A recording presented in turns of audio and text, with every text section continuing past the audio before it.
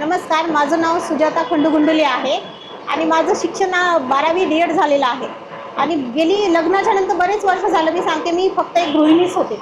घर सांभाळणं, मुलं सांभाळणं एवढंच माझं काम होतं. मग नंतर मला असं दररोज घरात बसून असं वाटायचं काहीतरी करायचं, नोकरी तरी करायची, काहीतरी करायचं.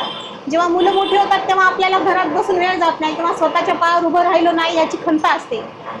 त्याच्यानंतर मग खूप प्रयत्न केले मी नोकरीसाठी, छोट्या मोठ्या जॉब पण केल्या, पण तेवढं काही ते यशस्वी झालं नाही.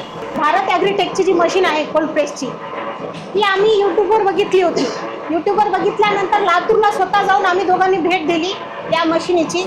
आणि ही मशीन बघा, एका तासाला 1 क्विंटल करडी असो शेंगदाणा असो, एका तासाला 1 क्विंटलचं तेल निघते तुम्हाला. 100 ते 200 किलो तुम्ही 2 ते 3 तासात 2 ते 3 तास जर दररोज मशीन चालली तरी भरपूर प्रमाणामध्ये तेल निघते.